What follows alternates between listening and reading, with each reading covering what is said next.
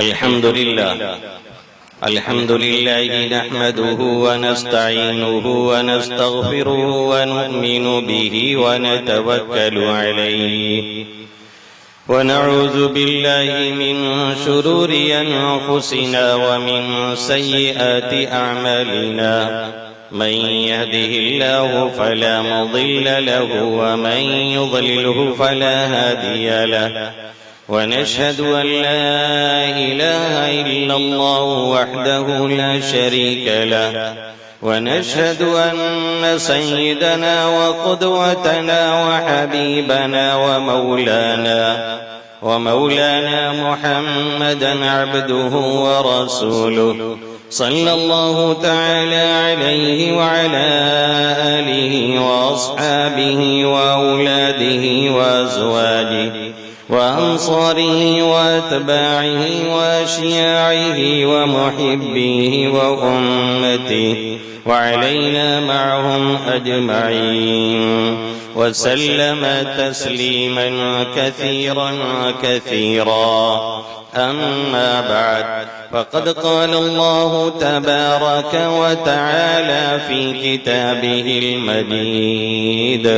بعد أعوذ بالله من الشيطان الرجيم بسم الله الرحمن الرحيم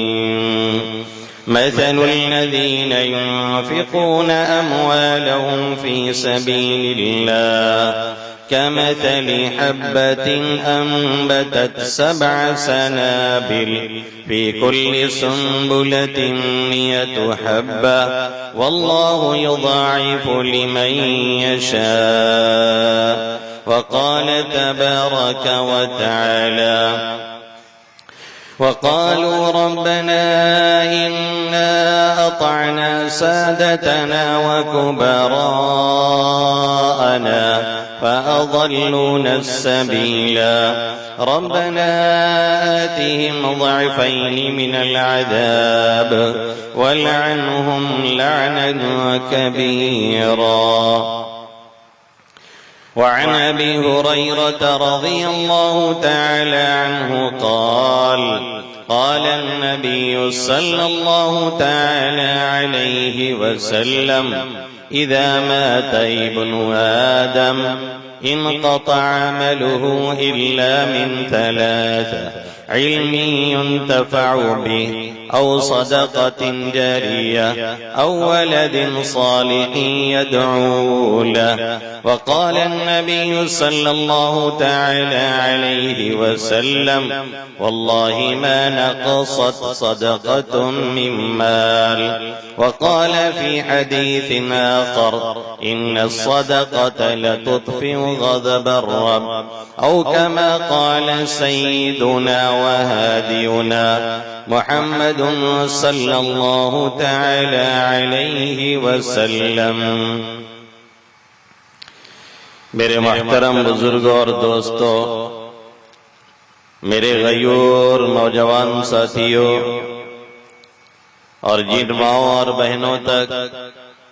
میری آواز پہنچ رہی ہے، میری مقدس پاکیزہ مائیں اور بہنیں، اس وقت میں نے آپ حضرات کے سامنے قرآن مقدس کی 2 آیت کریمہ تلاوت کی ہے اور اللہ کے حبیب صلی اللہ علیہ وسلم کی 3 حدیثیں پڑھی ہیں، جس میں سے پہلے حدیث کے راوی، پہلے حدیث کو نقل کرنے والے صحابی رسول حضرت ابو ہریرہ رضی اللہ تعالی عنہ ہیں. ایک جلیل القدر صحابی ہیں، بڑے ہی اونچے درجے کے صحابی. دادا جان مولانا عبدالحلیم صاحب نور اللہ مرقدہ برد اللہ مضجعہ، جب بھی کسی صحابی کا نام آتا فرماتے کہ یہ بڑے اونچے درجے کے صحابی، جلیل القدر صحابی. پھر فوراً فرماتے کہ ہر صحابی جلیل القدر ہوا کرتا ہے، ہر صحابی عظیم المرتبت ہوا کرتا ہے. یہ جو ہم اور آپ کبھی کبھار سنتے ہیں کہ فلاں صحابی بڑے اونچے درجے کے ہیں، یا فلاں صحابی متوسط درجے کے ہیں، یا فلاں صحابی ادنا درجے کے ہیں۔ یہ لیول اور معیار یہ ان کے آپس کے اعتبار سے ہوتا ہے، صحابہ کرام رضوان اللہ تعالی علیہم اجمعین کے اعتبار سے ہوتا ہے، ورنہ ہمارے اور آپ کے اعتبار سے ہر صحابی عظمت اور تقدس کی اس بلندی پر ہے جہاں پر ہماری اور آپ کی رسائی نہ کبھی ممکن تھی نہ کبھی ہو سکتی ہے۔ سب کچھ ہونے کے بعد اور سارے مراحل اور منازل طے کرنے کے بعد وہ دو آنکھیں کوئی کہاں سے لا سکتا ہے جنہوں نے ایمان اور اسلام کی حالت میں اللہ کے حبیب صلی اللہ علیہ وسلم کا دیدار کیا تھا۔ سب کچھ ہونے کے بعد کوئی وہ چند ثانیے، چند لمحے، چند سیکنڈ اور منٹ کہاں سے لا سکتا ہے جنہوں نے ایمان اور اسلام کی حالت میں اللہ کے حبیب صلی اللہ علیہ وسلم کی صحبت پائی تھی۔ اسی لیے جس نے بھی ایمان اور اسلام کی حالت میں اور صحیح نیت سے آقا مدنی صلی اللہ علیہ وسلم کی تھوڑی دیر کی بھی صحبت پالی، وہ اسی دنیا کے اندر جنتی قرار پایا، اور اللہ رب العزت نے اپنی رضا کا اس کے حق میں بڑا واضح اعلان فرمایا۔ قرآن مقدس میں ایک جگہ نہیں، نہ معلوم کتنی جگہوں پر اللہ رب العزت نے بڑے کھلے لفظوں میں فرما دیا، رضی اللہ عنہم ورضوا عنہ، رضی اللہ عنہم ورضوا عنہ۔ اللہ ان سے راضی ہے، وہ اللہ سے راضی ہیں۔ اللہ رب العزت نے اسی دنیا کے اندر انہیں جنتی بتلا دیا ہے، جسے سپریم کورٹ کے ذریعہ سے بری قرار دے دیا گیا ہو، اس پہ لوور کورٹ اور ہائی کورٹ کیا ہوتا ہے، ٹپڑی کرنے والا اور انگلی اٹھانے والا۔ اگر کوئی انگلی بھی اٹھائے تو ظاہر ہے کہ نہ صرف یہ کہ اس کا اعتبار نہیں، بلکہ سپریم کورٹ کی نظر میں ایسا شخص مجرم قرار پاتا ہے اور مجرم قرار دیا جاتا ہے۔ ایسے ہی جسے اللہ نے اور اس کے حبیب صلی اللہ علیہ وسلم نے اس دنیا کے اندر یہ بتا دیا کہ ان کے مقام کا انبیاء کرام کے بعد کوئی بھی نہیں ہے، ہمیں اور آپ کو بھی اس پر ایمان لانا، ہمیں اور آپ کو بھی اس کا یقین رکھنا، ہمیں اور آپ کو بھی اپنے دل و دماغ میں اس کو جگہ دینا، ہمیں اور آپ کو بھی اپنے دل و دماغ میں اسے بٹھانا، ہمیں اور آپ کو بھی اپنی آل اولاد کو اسے سمجھانا، ہمیں اور آپ کو بھی اپنے ناتی اور پوتے کے ذہن و دماغ میں اسے بٹھانا، ہمیں اور آپ کو بھی اپنی نئی پود کو اسے سمجھانا، یہ ہمارا اور آپ کا فریضہ ہے، جس سے یقینی طور سے ہم اور آپ غافل ہیں، اس میں کوئی دو رائے نہیں ہے۔ اور اس غفلت کی وجہ کیا ہے وہ آگے چل کے میں اس کی وضاحت کرتا ہوں۔ یہ حضرت ابو ہریرہ رضی اللہ تعالی عنہ زبردست صحابی اور جلیل القدر صحابی ہیں۔ آپ کو معلوم ہے کہ ابو ہریرہ ان کو کیوں کہا جاتا ہے؟ آقا مدنی صلی اللہ علیہ وسلم کے صحبت میں آئے، آپ کے دربار میں حاضری دی، آستین میں بلی کا بچہ چھپائے ہوئے تھے، اور جیسے ہی وہاں کھڑے ہوئے وہ کود کر کے باہر نکل کے دوڑنے لگا۔ آقا مدنی صلی اللہ علیہ وسلم نے فرمایا، یا ابا ہریرہ، اے ابو ہریرہ، اے بلی والے، یہ کیا ہے؟ تو پالے ہوئے تھے تو ساتھ میں چلا آیا تھا۔ آقا مدنی نے ان کو ابو ہریرہ کہہ دیا۔ یہ تھا عشق نبی، یہ تھا صحابہ کرام کا لگاؤ، یہ تھا صحابہ کرام کا آقا سے تعلق۔ آقا نے جو ایک وقت میں انہیں ابو ہریرہ، جس کے معنی بلی والے کے ہیں، اس لقب سے اور اس لقب سے یاد کیا تو نتیجہ یہ نکلا کہ ان کا نام ہی دنیا بھول گئی، اور شاید وہ خود بھول گئے۔ پھر اسی کنیت سے وہ مشہور ہوئے، اور ایسا مشہور ہوئے، ایسا مشہور ہوئے کہ دنیا انہیں اب ابو ہریرہ ہی سے جانتی ہے، ان کا اصل نام دنیا نہیں جانتی ہے، اور ان کے اصل نام میں نہ معلوم کتنے اختلافات ہیں۔ بعض لوگوں نے 30 کہا ہے، بعض لوگوں نے 32 اقوال کا ذکر کیا ہے۔ ان کا سب سے مشہور ہے عبد الرحمن ابن صخر، یہ آپ کا نام ہے، اور کنیت آپ کی ہے ابو ہریرہ، بلی والے۔ اور اس کی وجہ کیا ہے؟ آقا مدنی صلی اللہ علیہ وسلم کا یہ کہہ دینا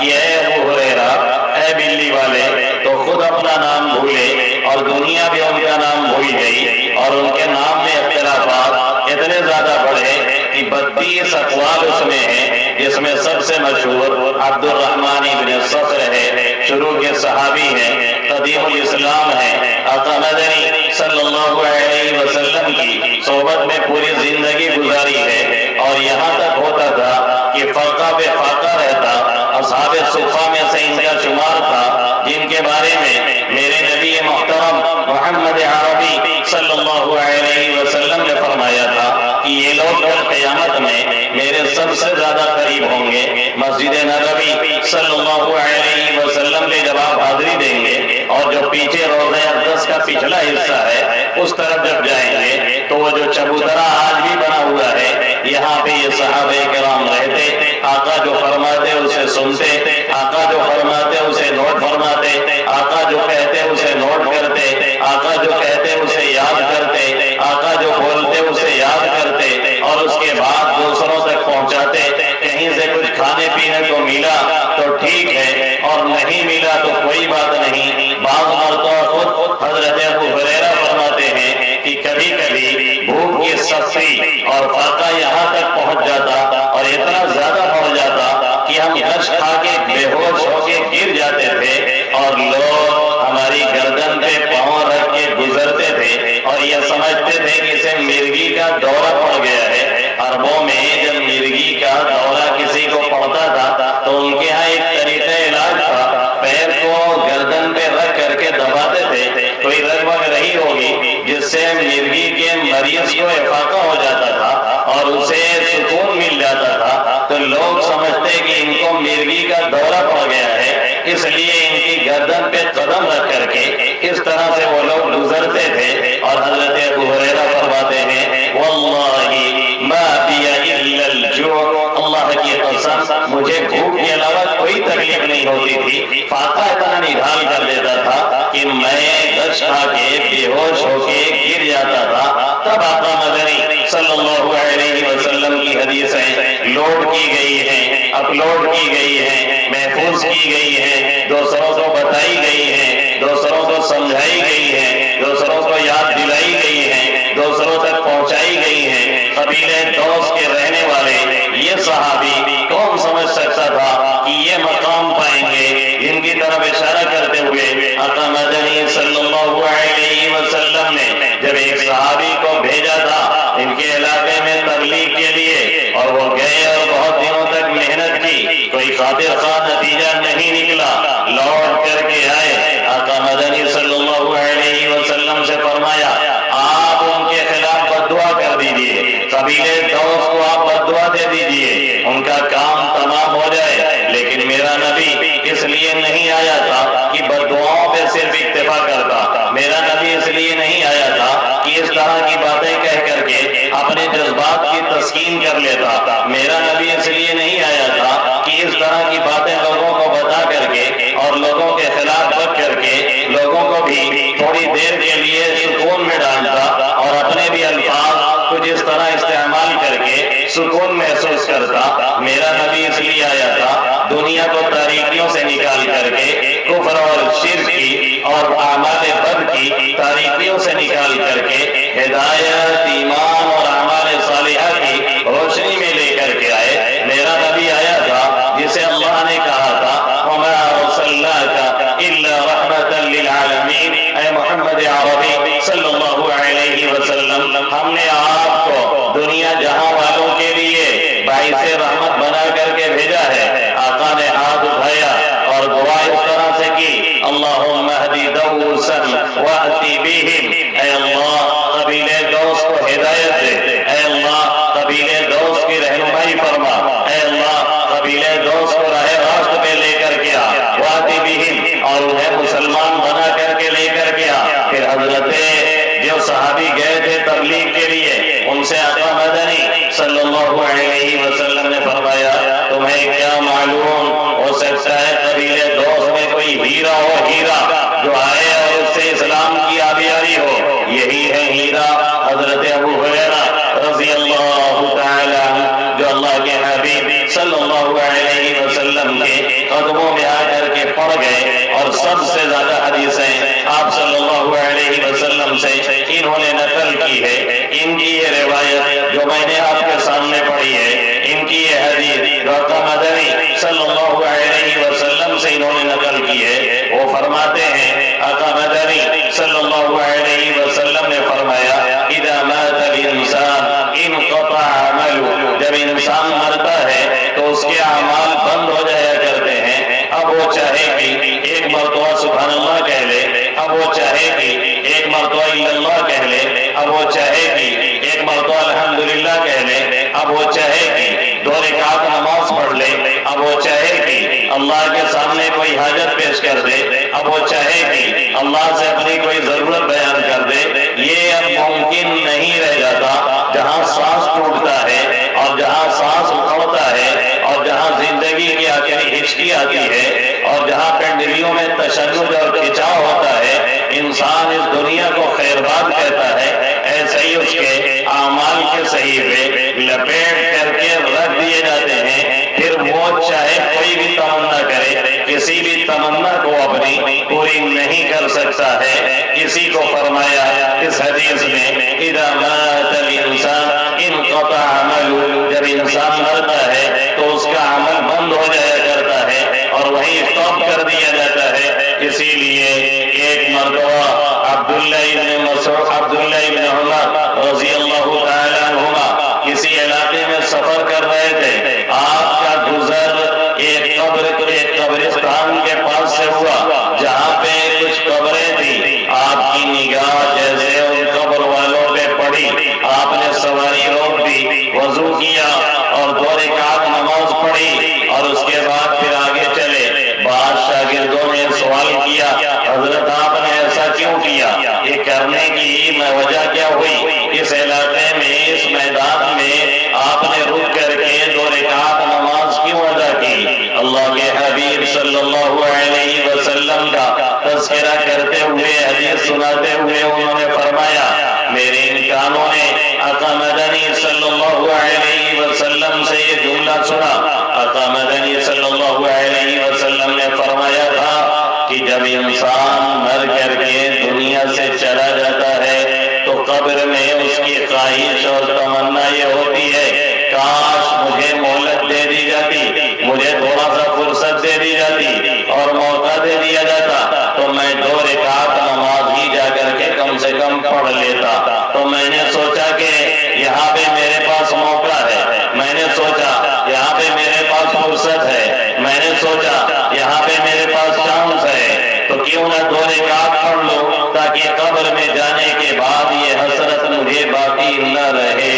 لیکن افسوس اس کا ہے کہ ہمیں اور آپ کو اس کی کبھی فکر عام طور پہ نہیں ہوتی۔ ہماری اور آپ کی غفلت اتنی بڑھی ہوئی ہے، اتنی بڑھی ہوئی ہے کہ موت کا خیال ہمیں اور آپ کو بھول کر کے بھی نہیں آتا ہے، اور ہماری اور آپ کی غفلت اتنی آگے نکلی ہوئی ہے کہ مسجد میں انٹری مارتے ہوئے اور مسجد میں جاتے ہوئے عام طور پہ تابوت سامنے رکھا رہتا ہے، ہماری اور آپ کی نگاہیں اس پہ پڑتی ہیں، لیکن کبھی بھی ذہن میں یہ نہیں جاتا ہے کہ اسی تابوت پہ ہمیں اٹھا کر کے لے جایا جائے گا۔ اگر کبھی خیال بھی آیا تو ہم یہ سوچتے ہیں کہ گاؤں میں جو فلانے چچا ہیں جن کی عمر زیادہ ہو گئی ہے انہیں کو لے جایا جائے گا اور ہم نہیں اٹھائے جائیں گے۔ ابھی ہم یہ سمجھتے ہیں کہ ہم ابھی رہیں گے، ہم یہ سمجھتے ہیں کہ ہم ابھی نہیں جائیں گے، ہم یہ سمجھتے ہیں کہ دنیا کی چکا چوند زندگی میں ابھی ہمیں بہت لانگ ٹائم رہنا ہے اور ہمیں اس طرح سے نہیں اٹھایا جائے گا۔ لیکن ہم یہ بھولے رہتے ہیں کہ بچے بھی یہاں سے اٹھائے جاتے ہیں، جوان بھی اٹھائے جاتے ہیں، لوگوں کے محبوب بھی کھینچے جاتے ہیں، اور دنیا میں آنے سے پہلے اور سانس لینے سے پہلے بھی اس دنیا سے لوگوں کو اٹھا لیا جاتا ہے۔ لیکن یہ ہماری اور آپ کی غفلت کہ ہمارا اور آپ کا ذہن اس طرف نہیں جاتا ہے کہ ہمیں اور آپ کو بھی اسی تابوت پہ اٹھایا جانا ہے، اور معلوم نہیں اٹھایا بھی جائے گا کہ نہیں جائے گا، اور کفن بھی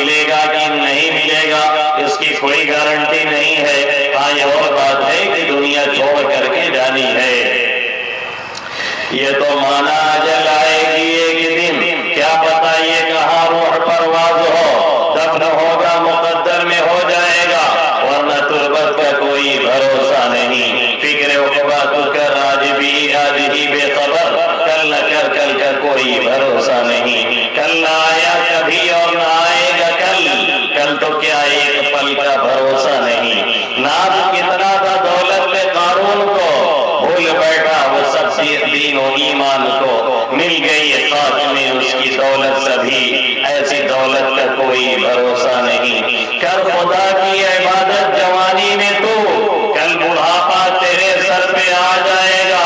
طاقتیں دست و پا ختم ہو جائیں گی، پھر عبادت کا کوئی بھروسہ نہیں۔ لیکن یہی ہمیں اور آپ کو بھول بھلیا ایسا پھنسائے رکھتی ہے کہ یہ ہم سوچتے بھی نہیں ہیں کہ دنیا چھوڑنی ہے، یہ ذہن میں بھی نہیں آتا ہے کہ دنیا خیر بات کہنی ہے، یہ خیال میں نہیں گزرتا ہے کہ چھوڑ کر کے جانا ہے۔ اس کی مین وجہ کیا ہے؟ اللہ اس 21ویں پارے میں فرماتا ہے وَمَا هَذِهِ الْحَيَاةُ الدُّنْيَا إِلَّا لَهْوٌ وَلَعِبٌ وَإِنَّ الدَّارَ الْآخِرَةَ لَهِيَ الْحَيَوَانُ لَوْ كَانُوا يَعْلَمُونَ وَمَا هَذِهِ الْحَيَاةُ الدُّنْيَا إِلَّا لَهْوٌ وَلَعِبٌ وَإِنَّ الدَّارَ الْآخِرَةَ لَهِيَ الْحَيَوَانُ لَوْ كَانُوا يَعْلَمُونَ۔ اللہ نے یہ تو کفار کی غفلت بیان کی ہے، اللہ نے یہ تو کافروں کی حالت بیان کی ہے، اللہ نے یہ تو مشرکوں کی حالت بیان کی ہے، لیکن ہماری حالت بھی سیم اسی طرح سے ہوتی جا رہی ہے۔ اللہ کہہ رہا ہے وَمَا هَذِهِ الْحَيَاةُ الدُّنْيَا إِلَّا لَهْوٌ وَلَعِبٌ، یہ دنیاوی زندگی کھیل کود، یہ دنیاوی زندگی کھیل تماشا، یہ دنیاوی زندگی عیش و عشرت، یہ دنیاوی زندگی مستی کے سوا کچھ نہیں ہے، اور اسی مستی میں لوگ پھنس کر کے بھولے ہوئے ہیں۔ ان کا خیال اس طرف نہیں جاتا ہے کہ ایک دن مرنا ہے، ان کا خیال اس طرف نہیں جاتا ہے کہ ایسے ہی تابوت اٹھنے ہیں، ان کا خیال اس طرف نہیں جاتا ہے ایسے ہی جنازے اٹھائے جائیں گے، ان کا خیال اس طرف نہیں جاتا ہے ایسے ہی قبر میں لٹایا جائے گا، ان کا خیال اس طرف نہیں جاتا ہے ایسے ہی مرو مٹی لوگ ڈالیں گے، اور چھوڑ کر کے چاہے بیٹا ہو بیٹی ہو، اور چاہے باپ ہو چچا ہو بھتیجا ہو بھائی ہو قریبی ہو بعیدی ہو، دنیا میں جو سب کچھ نچھاور کرتا تھا اور لٹاتا تھا سب الٹے پاؤں واپس آ جائیں گے۔ جہاں ہم ہیں ہمارے اعمال ہیں، جہاں ہم ہیں ہماری نماز ہے، جہاں ہم ہیں ہماری تلاوت ہے، جہاں ہم ہیں ہمارا ذکر ہے، جہاں ہم ہیں ہمارا قرآن ہے، جہاں ہم ہیں ہمارا روزہ ہے، جہاں ہم ہیں ہمارے صدقہ و خیرات ہے، یا پھر وہ اعمال جو ہم نے ایسے طور پہ کیے تھے کہ بعد میں بھی اس کا ثواب ہمیں اور آپ کو ملتا رہے اور جاری رہے اور پہنچتا رہے۔ وَمَا هَذِهِ الْحَيَاةُ الدُّنْيَا إِلَّا لَهْوٌ وَلَعِبٌ وَإِنَّ الدَّارَ الْآخِرَةَ لَهِيَ الْحَيَوَانُ، یہ دنیاوی زندگی کھیل تماشا، یہ دنیاوی زندگی کھیل کود کے سوا کچھ بھی نہیں، جس کے چنگل میں پھنس کر کے انسان سب کچھ بھولا ہوتا ہے، حالانکہ یہی حقیقی زندگی نہیں۔ حقیقی زندگی کیا ہے؟ وَإِنَّ الدَّارَ الْآخِرَةَ لَهِيَ الْحَيَوَانُ، عالم آخرت اور آخری زندگی یہی حقیقی زندگی ہے۔ کاش لوگ سمجھتے، کاش لوگ یقین کرتے، کاش لوگ دھیان دیتے، کاش لوگ اس کی تیاری کرتے، کاش لوگوں کے ذہن و دماغ میں یہ بیٹھتی کہ یہی دنیا نہیں ہے بلکہ اسے چھوڑ کر کے جانا ہے۔ لیکن ہمارے اور آپ کے رہنے کا جو انداز ہے، ہمارے اور آپ کی جو چال چلن ہے، ہمارا اور آپ کا جو طور طریقہ ہے، ہمارے اور آپ کی جو خرمستیاں ہیں، ہماری اور آپ کی جو عیاشیاں ہیں، ہماری اور آپ کی جو بدماشیاں ہیں، اور ہم پہ اور آپ پہ جو خواب خرگوش مسلط ہے، ایسا لگتا ہے کہ ہمیں بھول کر کے بھی یہ بات نہیں یاد آتی ہے اور یہ ستاتی نہیں ہے کہ ہمیں بھی لوٹ کر کے اس دنیا کو چھوڑ کے جانا ہے اور قبر میں ہمیں بھی اور آپ کو بھی پہنچنا ہے۔ اللہ کہہ رہا ہے لَوْ كَانُوا يَعْلَمُونَ، کاش کہ انہیں علم ہوتا، انہیں استحضار ہوتا، انہیں خیال ہوتا، دل و دماغ میں یہ بات ان کے بیٹھتی اور اس کو یاد کرتے کہ نہیں چھوڑنا ہی ہے، تب جا کر کے دنیا کی محبت آہستہ آہستہ مٹتی اور ختم ہوتی۔ دنیا دنیا نہیں مٹانی ہے، دنیا کو نہیں چھوڑنا ہے، دنیا خیر بات نہیں کہنی ہے، کمانا ہے، دمانا ہے، کھانا اور پینا سب کچھ ہے، لیکن دنیا کی محبت کو دل و دماغ میں جگہ نہیں دینا ہے، بلکہ ایسے طور پہ اسے استعمال کرنا ہے کہ یہ ہمارے اور آپ کے قبر میں بھی کام آئے، یہ ہمارے اور آپ کے حشر میں بھی کام آئے، یہ ہمارے اور آپ کے جانے کے بعد بھی ہمیں اور آپ کو کام دیتی رہے، اور قبر میں ہم جب پڑے ہوں اور سالہ سال نہیں سینکڑوں سال شاید پڑے ہوں، جہاں پہ سر ہل نہیں سکتا، جہاں پہ اعضا حرکت نہیں کر سکتے، جہاں پہ دل کی دھڑکن نہیں آ سکتی، جہاں پہ ایک سبحان اللہ نہیں کہہ سکتے، جہاں پہ ایک الحمدللہ نہیں بول سکتے، جہاں پہ ایک رکعت نماز بھی نہیں پڑھ سکتے، جہاں جانے کے بعد سوائے تمنائیں اور آرزوؤں کے کچھ ملنے والا نہیں، کوئی کہے گا یا لیتنی کنت ترابا، کاش میں مٹی ہوتا اور مٹی بن کر کے رہ گیا ہوتا، یہ حساب اور کتاب اور یہ مسائل میرے سامنے درپیش نہ ہوتے، اور کوئی کہتا یا لیتنی کنت معہم فافوز فوزا عظیما، کاش میں انبیاء اور صحابہ اور نیک لوگوں کے ساتھ رہا ہوتا اور ان کی معیت اختیار کی ہوتی تو میں بھی کامیاب ہو جاتا اور کامیابی سے میں بھی ہمکنار ہو جاتا، اور کوئی کہے گا اے کاش میں نے صدقہ کیا ہوتا اور میں بھی صدقہ کر کے نیک لوگوں میں شامل ہو گیا ہوتا، وَأَنفِقُوا مِمَّا رَزَقْنَاكُمْ مِنْ قَبْلِ أَنْ يَأْتِيَ أَحَدَكُمُ الْمَوْتُ فَيَقُولَ رَبِّ لَوْلَا أَخَّرْتَنِي إِلَىٰ أَجَلٍ قَرِيبٍ فَأَصَّدَّقَ وَأَكُن مِّنَ الصَّالِحِينَ، کاش میرا رب مجھے تھوڑی اور مہلت دیتا تو میں کچھ صدقہ کرتا، میں خیرات کرتا، میں مدارس میں دیتا، میں مساجد میں دیتا، میں غریبوں کے کام آتا، میں رشتہ داروں کے کام آتا، میں بیواؤں کی خبر گیری کرتا، میں یتیموں میں خرچ کرتا، میں ان کے سر پہ ہاتھ پھیرتا، اور میں یہ کام کر کے آخرت میں اپنے لیے کچھ بنا لیتا، فَأَصَّدَّقَ وَأَكُن مِّنَ الصَّالِحِينَ، میں صدقہ اور خیرات کرتا، نیک لوگوں میں شامل ہو جاتا۔ اللہ کہہ رہا ہے اس کا موقع دنیا تک ہے، اللہ کہہ رہا ہے اس کا موقع تبھی تک ہے جب تک یہ اعضا ہل رہے ہیں، جب تک سانس چل رہا ہے، جب تک دماغ کام کر رہا ہے، جب تک تمہارا اپنا کچھ ہے تب تک تمہارا سب کچھ ہے، اور جہاں آنکھ بند ہوئی تب تمہارا کچھ بھی نہیں ہے۔ وَلَن يُؤَخِّرَ اللَّهُ نَفْسًا إِذَا جَاءَ أَجَلُهَا وَاللَّهُ خَبِيرٌ بِمَا تَعْمَلُونَ، اللہ کسی کو بھی ایک سیکنڈ کے لیے مہلت دیتا نہیں، نہ دینے والا ہے، جب وقت موعود اور متعین آتا ہے پھر ایک سیکنڈ کے لیے آگے اور پیچھے نہیں ہوتا، پھر ڈاکٹر ڈرپ لے کے دوڑے، پھر ڈاکٹر انجیکشن لے کے دوڑے، پھر ڈاکٹر دوائیاں لے کے دوڑے، پھر باپ پانی لے کے دوڑے، پھر چہیتی اہلیہ بغل میں کھڑے ہو کر کے آنسوؤں کا دریا بہائیں، پھر سارے حکیم اور ڈاکٹر مل کر کے ایک سیکنڈ کے لیے اگر ادھر سے ادھر کرنا چاہیں تو خدا کی قسم نہیں کر سکتے ہیں۔ اسی لیے ملکہ زیت الاول جو برٹش کی ملکہ تھی، جب اس کی موت کا وقت قریب آیا تو اس نے وہاں کے ڈاکٹروں سے کہا تھا ہم 1 منٹ کا تمہیں 1,00,000 پاؤنڈ دینے کے لیے تیار ہیں، شرط یہ ہے کہ 1 منٹ ہماری زندگی تم لوگ مل کر کے بڑھا دو۔ ظاہر ہے یہ امپاسبل ہے، یہ ناممکن ہے، یہ ہو ہی نہیں سکتا۔ اسی لیے اللہ رب العزت نے اپنے حبیب صلی اللہ علیہ وسلم کے واسطے سے ہمیں اور آپ کو یہ پیغام دیا،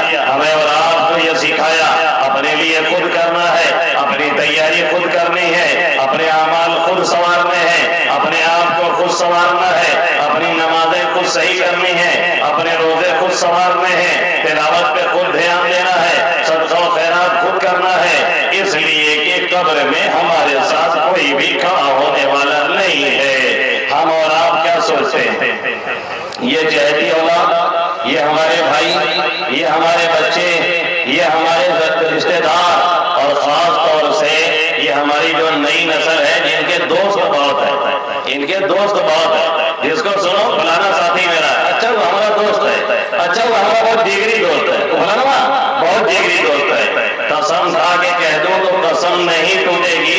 1 ہفتہ کے لیے، زیادہ نہیں، 1 ہفتہ کے لیے منظر نامے سے غائب ہو جاؤ نا، کوئی پوچھنے والا نہیں ملے گا، پورے چیلنج کے ساتھ کہتا ہوں۔ سال بھر ایک بیماری میں میں رہا ہوں، کئی لوگ پوچھنے آتے ہیں سب کچھ پتا ہے. ہم جیسے لوگ جن کے دنیا بھر کے شاگرد ٹہل رہے ہیں، اور ابھی اناؤنسر صاحب نے بھی راز کھول دیا کہ میں ان کا استاد ہوں، نہ بتائے ہوتے تو میرے خیال سے زیادہ اچھا ہوتا. اس لیے کہ جب یہ لوگ بتا دیتے ہیں تو لوگ انداز لگانے لگتے ہیں کہ ان کی عمر کتنی ہوئی، پھر کتنی عمر ہے، تو کتنا صحت ہے، تو کہاں ہے، تو پھر آنکھ ان سے کھل جاتی، اور جب آنکھ کھل جاتی تو بڑا مسئلہ کھڑا ہو جاتا ہے. تو بہرحال یہ ہم اور آپ جو سوچ رہے ہیں اور کہہ رہے ہیں نا، بڑے دوست ہیں، بڑے دوست ہیں، یہ کوئی وقت اللہ نہ کرے برا آ جائے نا تو سب بھول جائے گا کہ کتنے جگری دوست ہیں اور کتنے ساتھ دینے والے ہیں. برا وقت تو ایسا جادو ہے نا، ایسا جادو ہے جو ایک سیکنڈ میں اپنے اور غیر کو کھول کر کے رکھ دیتا ہے. پڑاک سے ایک دم سب کلیئر ہو جاتا ہے کون کتنا خیر خواہ ہے اور کتنا چاہنے والا ہے اور کتنا ماننے والا ہے.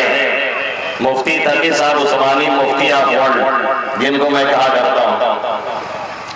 ایک مرتبہ بیٹھے تھے، کہنے لگے کہ ہم لوگ بھائی لوگ سب لوگ بیٹھے تھے اور والد محترم مفتی شفیع صاحب رحمۃ اللہ علیہ بھی بیٹھے تھے. کہنے لگے بات چھوڑ کے یہ صحیح، کسی کا تذکرہ آیا تو ہمارے بھائی ذکی کیفی مرحوم نے کہا اچھا وہ میرے بہت اچھے دوست ہیں، بہت جگری دوست ہیں. کہنے لگے پھر کسی کا ذکر آیا تو انہوں نے کہا کہ اچھا ہاں وہ میرے بہت اچھے دوست ہیں. کہا پھر کسی کا تذکرہ آیا تو ہم نے بھی کہا ہاں وہ میرے بہت اچھے دوست ہیں. کہا والد صاحب نے جب کئی مرتبہ سنا تو ان کے کانوں پہ گرا گزرا اور انہوں نے مسکرا کر کے کہا پوری زندگی گزر گئی، کل 1.5 دوست ملے. کتنے؟ 1.5 دوست، ایک مکمل ایک آدھا. اور ماشاءاللہ آپ لوگوں کے دوست ہی دوست بھرے پڑے ہیں. کہا تب تو نہیں سمجھ میں آیا، لیکن بعد میں جب حالات وغیرہ آئے تب سمجھ میں آیا کہ والد محترم کہنا کیا چاہ رہے تھے اور ماجرا کیا تھا. تو جس کے بارے میں آپ یہ سمجھتے ہیں بڑے دوست ہیں، یہ بڑے خیر خواہ ہیں، یہ بڑے فلاں ہیں، یہ بڑے فلاں ہیں، یہ ٹائم پہ کام دینے والے نہیں ہیں، جو 2 رکعت اپنے لیے نہیں پڑھتا ہے وہ مرنے کے بعد آپ کو پڑھ کر کے بخشے گا. جو پاؤ پارا اپنے لیے قرآن نہیں پڑھتا ہے وہ مرنے کے بعد آپ کو پاؤ پارا پڑھ کے ایصال ثواب کرے گا. جو 10 روپے کبھی اپنے لیے صدقہ و خیرات نہیں کرتا ہے وہ کہ آپ کے لیے پڑھ بھیجے گا، ایصال ثواب کرے گا. کس زام میں ہم اور آپ جی رہے ہیں اور کس خوش فہمی میں جی رہے ہیں. قسم کھا جاؤ تو میری قسم نہیں ٹوٹے گی. کتنے اولاد یہاں پہ بیٹھی ہوگی جس نے اپنے ابا کو اماں کو دفن کیا ہوگا تب قبر پہ گئے ہوں گے اور آج تک لوٹ کر کے پھر نہیں گئے ہوں گے. اور اکثر قبرستانوں پہ جانے کے بعد رونا آتا ہے، گھسنے کے لائق نہیں ہوتی قبر، اندر جانے کا چانس نہیں ہوتا ہے. وہ گھاس پھوس سربت یہ وہ ایسا لگتا ہے کہ قبر نہیں ہے، ہمارے مردے نہیں دفن ہے، لا کے لوگوں کو پھینکا گیا ہے. بوجھ تھے کچھ ہمارے بڑے بوڑھے، ان کو ہم نے ڈال دیا ہے. اب ہم طے کر چکے ہیں کہ لوٹ کر کے اس جگہ ہمیں نہیں آنا ہے بس. اور کب جائیں گے؟ جب کوئی جنازہ ہوگا تبھی جائیں گے. اور جانے کے بعد بھی وہاں پڑھے گا نہیں کوئی. وہاں جانے کے بعد کیا کریں گے معلوم ہے؟ ایک تو کھڑے ہو کر کے بکبکائیں گے سب لوگ، اور وہاں بھی یہی چلے گا. تو کون زمینیں خریدے تو زمینیں بک گئی کہ نہیں، تو کتنا نفع ہوا، اچھا دوسری کار لیے ہو، پہلی والی بیچ دیو، اور کتنا گھاٹا ہوا، اچھا دوسری والی کون ہے، ارے سوئفٹ ڈیزائر کیا کرے لے لیے، بردوا تمہیں انووا لے کر انووا لیے ہو اور فارچونر لے لیے ہوتے. اس طرح کی باتیں اور افواہ اور بکواس وہاں بھی چلتی ہیں. اور کچھ لوگ تو باقاعدہ وہاں پہ ہنسی اور مذاق والی باتیں کرتے ہیں، جبکہ قبرستان پہ کھل کے ہنسنا، مسکرانے کی تو اجازت ہے، گنجائش ہے، اجازت کریں کہ یہ گنجائش ہے، ہنسنے کی گنجائش بالکل نہیں ہے. نہا رسول اللہ صلی اللہ علیہ وسلم عن الضحک بالمقابر. اللہ کے حبیب صلی اللہ علیہ وسلم نے قبروں پر ہنسنے سے منع فرمایا ہے. مکروہ تحریمی ہے، حرام کے قریب اللہ پہ ہنسنا. اور ہم اور آپ کیا کرتے ہیں؟ جیسے تم ہنس رہے ہو یا میں ہنس رہا ہوں نا، ایسے ہی جب ہم مریں گے تو دوسرا بھی آگے ہنسے گا. یاد رکھیے گا از مضافات عمل غافل مشو، گندم سگندم برو آیت جو سجو. عمل کے بدلے سے کبھی غافل نہیں ہونا چاہیے. گیہوں سے گیہوں نکلتا ہے اور جو سے جو نکلتا ہے. جیسی کرنی ویسی بھرنی. نہ مانے تو کر کے دے، جنت بھی ہے دوزخ بھی ہے. نہ مانے تو مر کے دے، جیسا جا کر برتاؤ کرتے ہیں عام طور پہ اس کے جنازے میں بھی لوگ ایسے ہی برتاؤ کیا کرتے ہیں اور ایسے ہی ماجرا کیا کرتے ہیں۔ اور کچھ تو بڑے آفیشیل قسم کے لوگ ہوتے ہیں، آخر میں آئیں گے، کنارے کھڑے رہیں گے، اس روز میں ان کو جنازہ پڑھنے کا چانس نہیں ہے، اس لیے کہ وہ ناپاک ہیں، پتہ نہیں کسے مرد ہے ناپاک ٹہلتے رہتے ہیں، سمجھ میں نہیں آتا ہے، کھڑے پیشاب کر لیا، قطرے لپٹا لیے اور ٹہل رہے ہیں، پاکی کا خیال نہیں۔ اللہ کے حبیب صلی اللہ علیہ وسلم کا دو قبروں کے پاس سے گزر ہوا، آقا نے فرمایا کہ دونوں کو اس وقت عذاب ہو رہا ہے، اور فرمایا وَمَا يُعَذَّبَانِ فِي كَبِيرٍ، ایسا کوئی بڑا مسئلہ نہیں تھا جس کی وجہ سے عذاب ہوگا، یعنی اس سے بچا جا سکتا تھا، لیکن انہوں نے احتیاط نہیں کیا جس کی وجہ سے عذاب ہو رہا ہے۔ ایک کے بارے میں آپ نے کیا فرمایا؟ اما هذا فكان يمشي بالنميمة، بہرحال یہ تو چغل خوری کیا کرتا تھا، یہ ہمارے اندر بھی ہے، آپ کے اندر بھی ہے، اور ہماری ماؤں بہنوں میں اور زیادہ ہوتا ہے۔ آقا نے فرمایا یہ چغل خوری کرتا تھا۔ چغل خوری کسے کہتے ہیں؟ نقل کلام احد من الاخر على وجه الافساد، ایک ہی بات دوسرے کے پاس اس لیے پہنچانا کہ فساد برپا ہو، لڑائی ہو، جھگڑے ہو، کھینچا تانی ہو، بوال کھڑا ہو، اس لیے پہنچانا، اس کو چغل خوری کہتے ہیں۔ آقا مدنی صلی اللہ علیہ وسلم نے فرمایا ان میں سے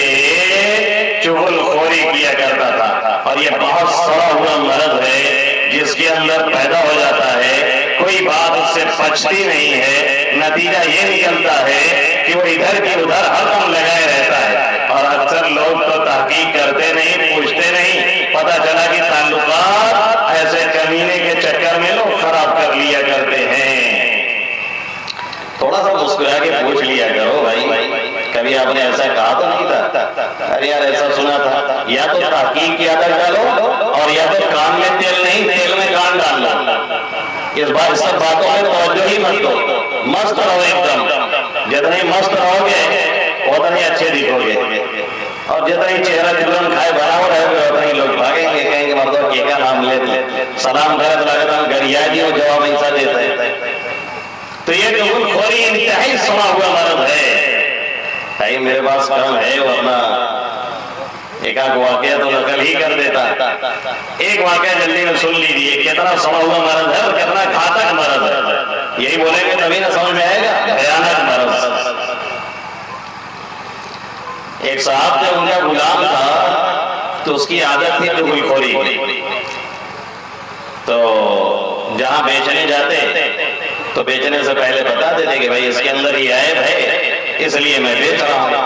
اور ضابطہ بھی یہی ہے کہ آپ کے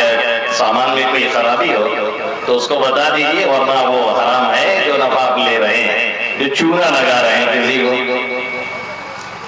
تو لیکن ہم لوگ تو چھپا کے بیچ دیتے ہیں، موقع پائے بس کہن کیا ہوا ہے، کہنا وہ سمیم نہیں ان کا لڑکا ہوا، کہنا نہیں وہ چھوٹا سمجھدار نہ ہے، موقع لگا دے چونا۔ پھر ہم ملوے بابو گھبرا نہیں، ہم جوان بدلہ لے ہی لینا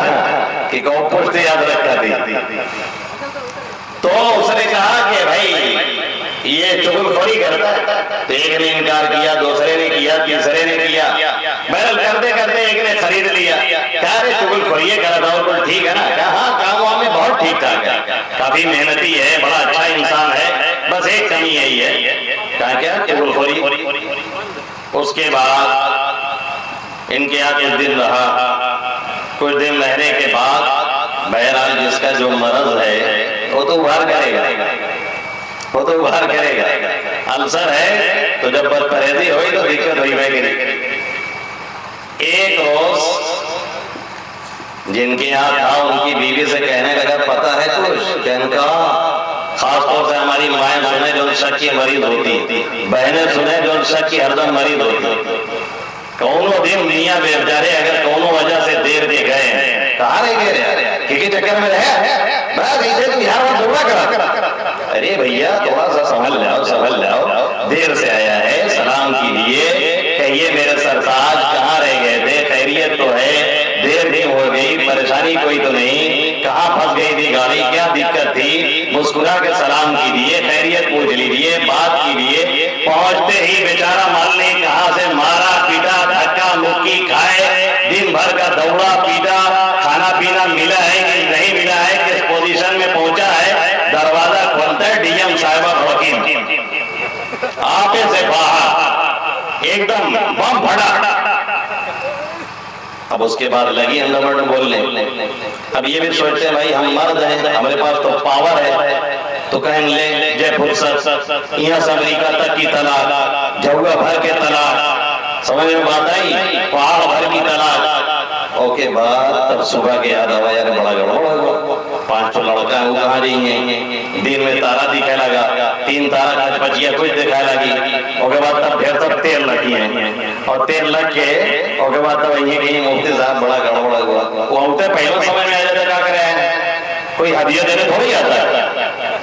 کوئی ہدیہ دینے تھوڑی آتا ہے, 2 ہی کام کے لیے آتے ہیں. جب 4-5 لوگ مدرسے میں انٹر کرتے ہیں, ایک دم یقینی بات ہوتی ہے, میں فوراً کہہ دیتا ہوں اپنے طلبا سے,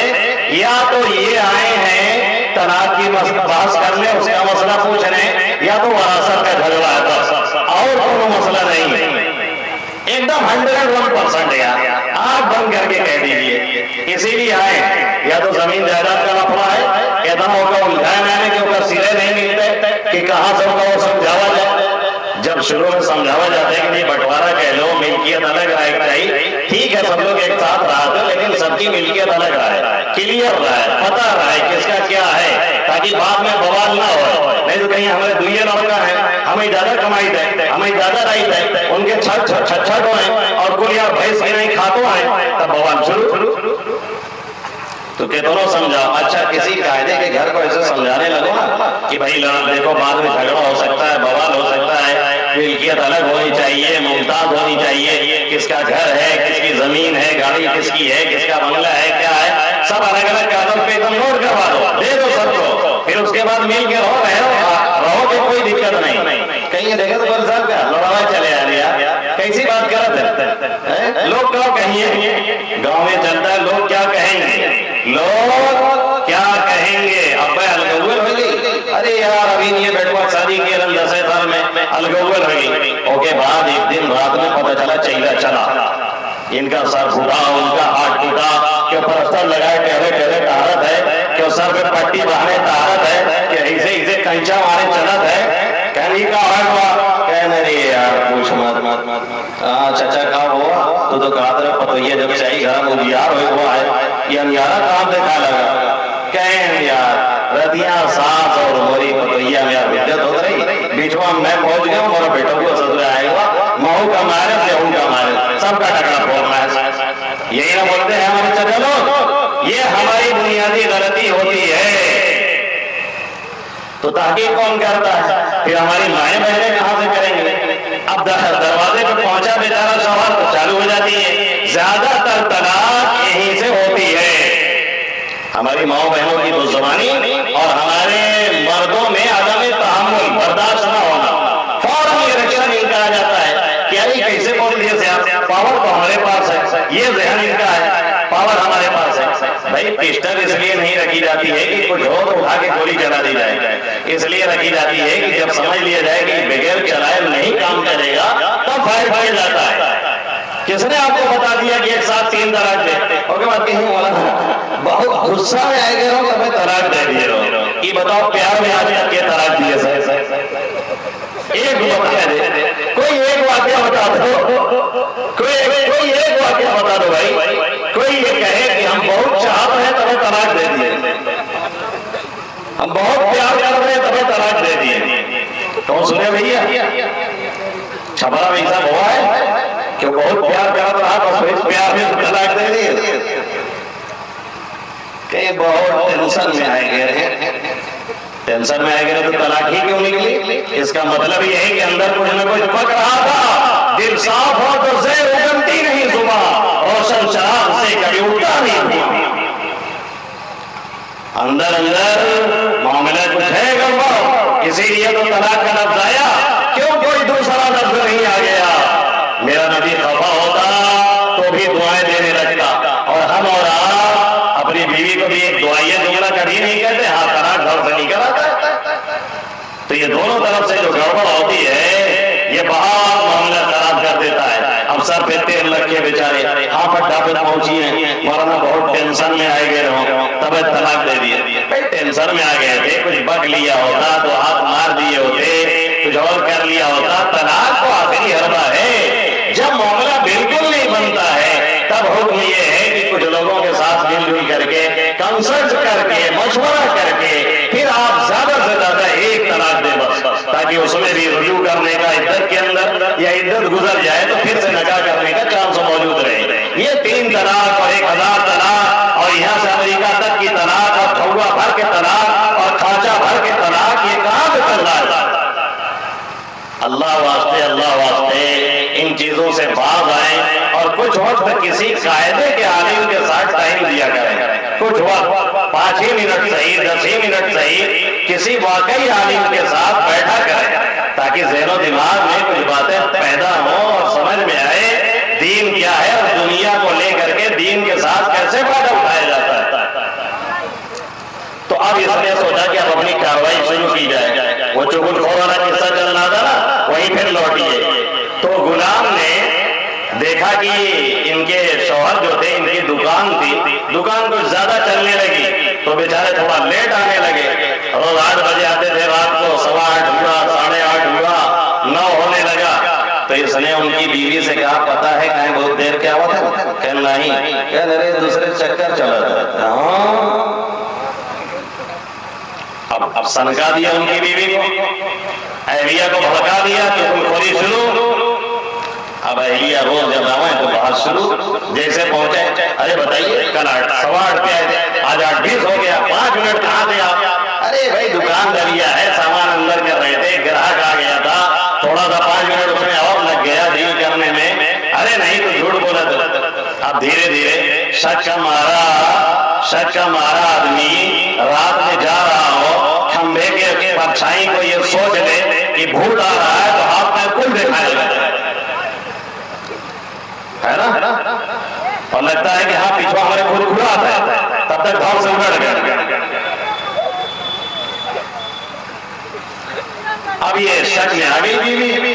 اب ہردم انٹرویو جب آئے، ارے آج 8:30 ہو گیا، آج 8:40 ہو گیا، یہ ہو گیا، وہ ہو گیا. اب ان کا شک مزید گہرا ہو گیا کہ واقعتاً کسی سے تعلق چل رہا ہے. انہوں نے کہا کہ یہ معاملہ تو بڑا پیچیدہ ہے، کسی تعلق تو چل رہا ہے. کہاں؟ تو کہا بھل کیا اس کا؟ تو یہ چغل خوروا غیر غلاموں کہ حل یہ ہے کہ ان کے داڑھی کا ایک بال تم کاٹ کر کے مجھے دے دو، میں اس میں دعا تعویذ کر دوں گا یا کروا دوں گا تو معاملہ سب ٹھیک ہو جائے گا. اور یہ دعا تعویذ والے 98% کیسے ہوتے ہیں سب کا معلوم ہے. 1 نمبر کے ڈاکٹر آخری تو ہاتھوں تعویذ ہے، دیکھا چک چکات ہے، دیکھا پکات ہے، کڑکڑات ہے، کچھ ہڑ ہوتا ہے. ابھی جب اسے ہاتھوں کر میں دھیل بھائی کری، یہ میں کون سی بات ہے؟ جب ہاتھ ایسے سیدھا کرو گے تو ہلکا پھلکا حرکت کرے گا، یہ میں کون سی بات ہے؟ چاہے تعویذ لے کے کرو چاہے بغیر تعویذ کے کرو. کوئی ہوتا ہے جانکار، واقعتاً نماز روزہ کا پابند دیندار، وہ کچھ ٹھیک ٹھاک کرتا ہے اور سوچتا ہے اور دیکھتا ہے، ورنہ عام طور پہ ایسے ہی رہتے. میرے پاس تو ایسے ہی تھے قصے ان لوگوں کے، ابھی بتانے لگوں تو آپ بھی تعجب میں پڑ جائیں گے. اور کیوں بیٹھا ہوئے تو کئی آدمی صاحب ہمیں ایک نشانہ بنائے نا، یہ تو مصیبت ہے. تو کہنے لگا کہ یہاں ایک بال کاٹ کے یہاں کا ان کو نکال لو اور دے دو، ہم کروا دیں گے. وہ پھر توڑے لٹو، پھر کیا ہوگا تقبہ نہ کریے. دکان 9 بجے بند ہوتی، مغرباً بند ہو جائے، چلے آئیے. بیوی نے کہا بہت اچھی بات ہے، اس سے اچھا کیا ہے، سو رہے ہوں گے ایک بال نکال کر کے دے دوں گی کاٹ کر کے. اب سنو، اب گیا شوہر کے پاس اور ان سے کہا کہ تمہاری بیوی کا کسی سے چکر چل رہا ہے. وہ لٹک گئی ہے، کیا ہو؟ پھر کیا آج رات اس نے پلاننگ کی ہے آپ کا گلا ریت دے گی.